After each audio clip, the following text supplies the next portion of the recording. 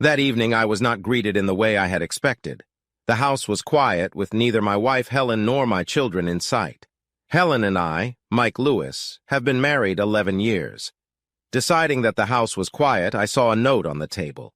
"Mike, I'm sorry I can't tell you this in person, but I'm too much of a coward to face you. I met someone else and fell in love. The kids are with me and safe. The divorce papers are in the envelope under this note. As you can see, I'm not asking for anything." Helen, needless to say, my day and my life went down the drain in a matter of minutes. I was thrashing around the kitchen, cursing, going through the divorce papers, and finally collapsing into a chair. Helen was leaving me the house and all our money, taking only clothes for herself and the kids, plus their toys. The item that really pissed me off was the last one. Helen wanted me to sign the papers for my kids so they could be adopted by her new man. It was like it was going to happen. At least it let me know who Helen had left me for. Henry Carslake. I called my soon-to-be ex-wife. "Hey, Mike." Hi, Mike. "What the hell is going on, Helen?" "Like I said in my note, I met someone else and fell in love with him." "Yeah, of course you did. No one just leaves a marriage and sleeps with a guy. At least it lets me know you two slept together. I just hope it wasn't in our bed." "No, please stop swearing and act civilized," Helen replied. "Civilized?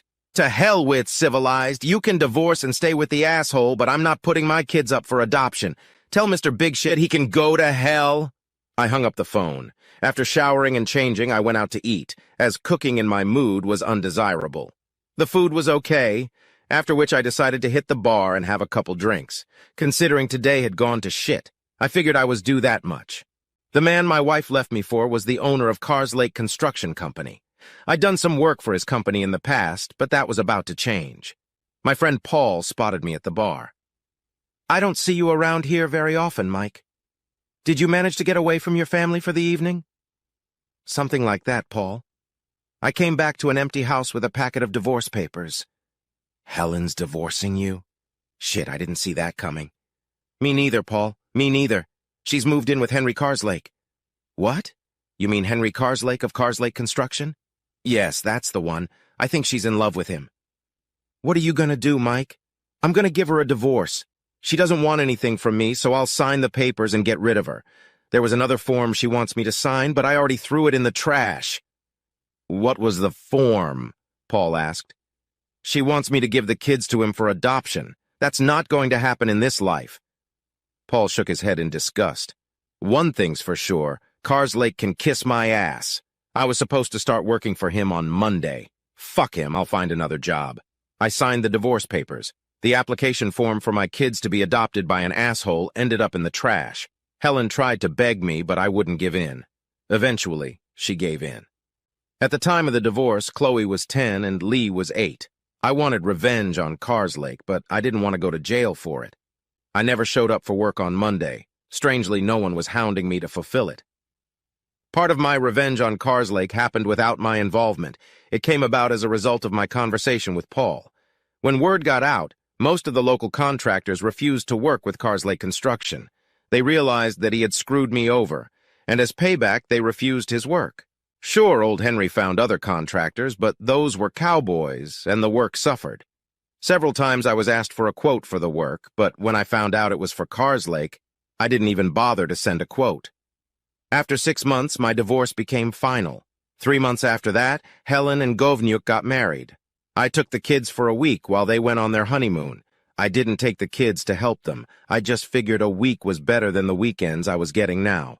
What pissed me off was my daughter Chloe's question. "Daddy, why did you send us to live with Mom and Henry?"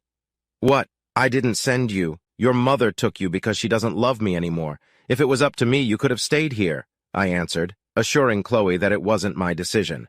That was something I was going to talk to Helen about. When Helen rang the doorbell to pick up the kids, she walked in all tanned and smiling. "Stop lying, Helen. From now on, you tell the kids the truth, and if you don't, I will. They know now that I didn't ask you to take them in. If I could, I'd fight you for custody tomorrow." Helen walked away in anger. Life as a single man seemed strange to me after being married for so long. Some of my friends tried to set me up on dates, but honestly, I wasn't in the mood to date anyone.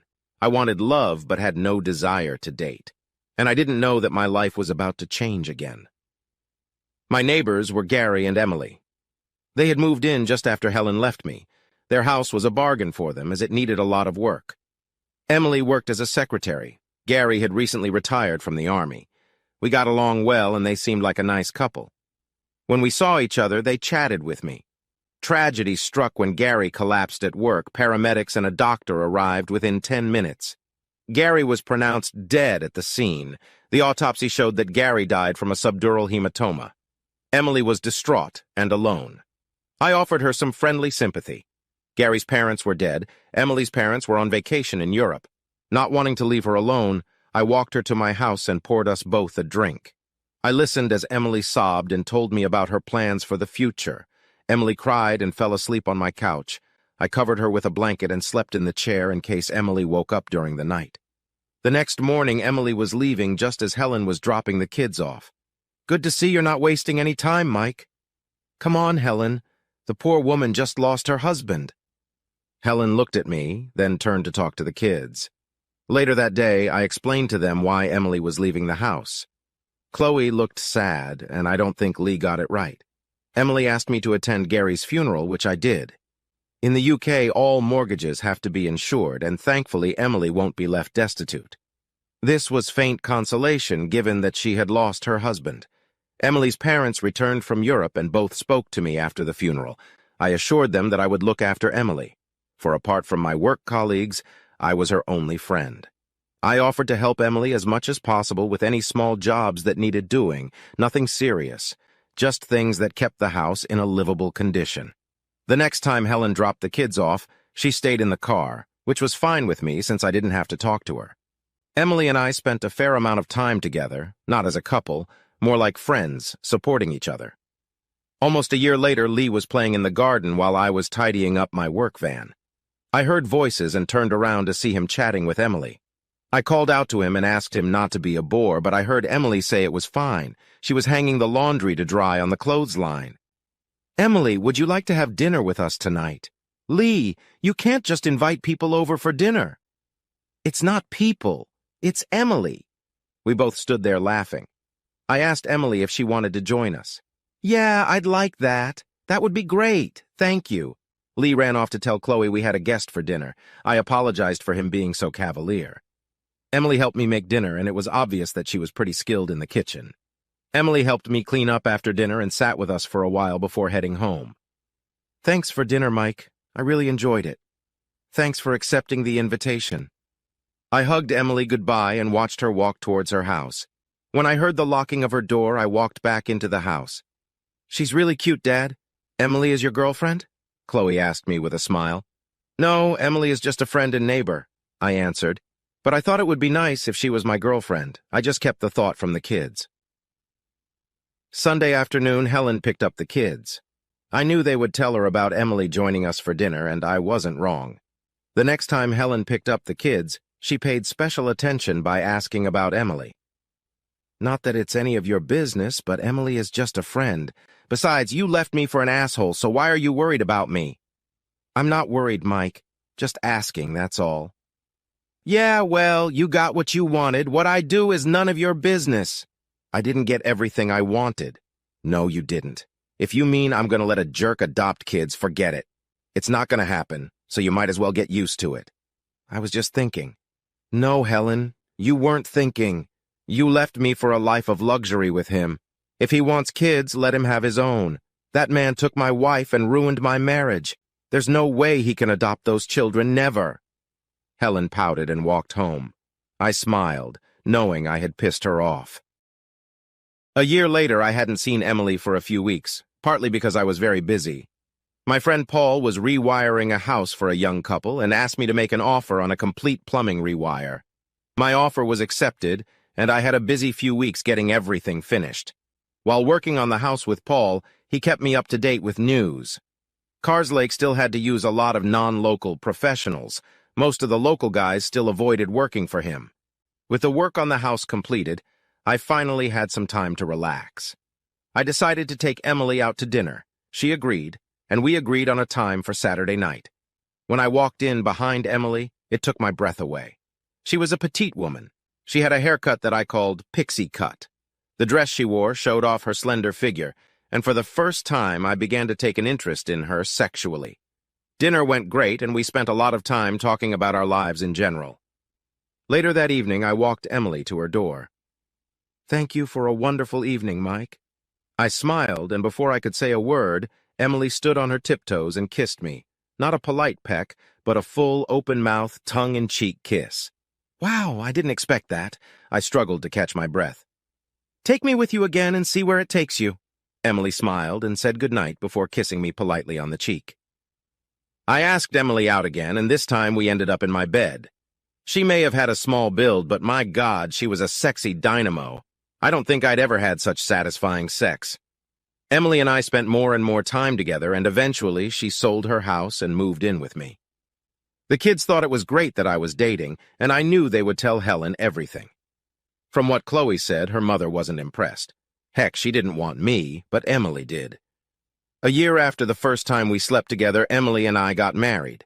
When the kids told Helen, she just snorted and turned away. Emily and I had 2 children. We named the boy Gary and his younger brother Robert. My 2 older children were old enough to travel on their own when they visited, which meant I had even less contact with Helen. Years went by, and one evening Chloe informed me that she was getting married. Her boyfriend Josh had proposed the night before. As her father, I asked if they needed help financing the wedding. We didn't think we would need it, but now we do. I looked a little puzzled until Chloe explained. Henry said he would cover the cost of the wedding. We sat with him and my mom and discussed everything, and then he broke the news. Henry would cover the cost of the wedding on the condition that he would be the one to walk me down the aisle. I said, "No way, that's your job." And Henry said he wasn't going to contribute to the cost. Chloe was clearly upset. I was angry at Carslake for pulling a stunt like that. Emily asked if she could talk to me alone, and we went out into the garden. "Mike, we have what's left of the money from the sale of my house in the bank. Please use it to cover your expenses. Chloe deserves it." "I know, Emily, but it's your money. I can't ask you to spend it on Chloe." "Yes, you can. Now go tell that poor girl that we'll cover it." Chloe jumped for joy when I told her the news. We agreed on a budget, and everything they wanted came in under budget. The next day, Chloe phoned me to let me know that Henry was furious, and obviously Helen wasn't happy either. One afternoon, we were sitting in the garden when Lee turned up unannounced. He said he needed to leave because he was tired of listening to his mother and Henry arguing. "Are they still arguing about the wedding?" Emily asked. "No, it's something else. As far as I can tell, Henry isn't doing his bedroom duties." I burst out laughing. I was pleased that Helen had dumped me for someone who can't fulfill his duties when it matters. "The walls in the house are as thin as paper, Dad. I can hear them at night. I think Mom is tired of Henry not doing well in bed." We laughed about the situation while drinking beer. Lee stayed the night at our house to avoid a fight at home. On Chloe and Josh's wedding day, Helen wasn't happy. Chloe told her that she and Henry would sit behind Emily and me. The church service went off without a problem. I agreed to have Helen sit at the top table at the reception. Henry, on the other hand, sat with Emily, Robert, Gary, and Lee. When all the speeches had been made, the caterers removed several tables to make room for dancing. The first dance was started by Josh and Chloe. They were joined by Emily and I, as well as Helen and Henry. Later in the evening, we were standing at the bar, Gary and Robert sitting with one of Chloe's bridesmaids and her children. Lee asked Emily if she wanted to dance. I smiled and said go for it. Helen took the moment to walk over to me. It was obvious that Helen had been drinking, and I realized this was not going to end well. "Look at them together. She looks young enough to be Lee's girlfriend." Despite being the mother of 2 boys, Emily still looked the same as the first day we met. Helen, on the other hand, had not aged well and had gained weight. Her dress was low-cut in the back and showed off several rolls of fat. Henry was obese and losing his hair. They were a perfect match. "Don't get me started, Helen. Jealousy doesn't suit you. Besides, we're divorced, so you're no longer authorized to comment on my life." "Jealous? Jealous of her? God, she looks like she still has school to go to. I think she'll be fine when she's fat and has a bust worth talking about." "Don't talk about my wife like that. For your information, Emily is more of a woman than you ever were." Helen looked at me in shock. "Ask yourself, Helen, when was the last time you had good sex?" I paused for a moment. I had great sex last night, and you know what? I might have more tonight. Helen stood stunned as Henry joined us. You see, Helen, when you left me, you thought you were trading me for something more valuable. Maybe I was, maybe I wasn't. As for me, I just moved on. I have my own life now, a wife who loves me for who I am, 2 wonderful children on top of the 2 I already had. Life is as good as it can be for me right now. Can you say the same? I walked away, leaving the 2 of them to play goldfish. Emily and I danced to slow music. Lee was pulled onto the dance floor by one of the bridesmaids. What was that at the bar? Emily whispered as we danced. Kiss me, I'll tell you later. We kissed, and I knew Helen was watching us. When we broke the kiss, I smiled at Helen. She turned away and ordered another drink. Oh yes, I had definitely moved on. Looking at what I had and what I have now, I think I've traded for more value too.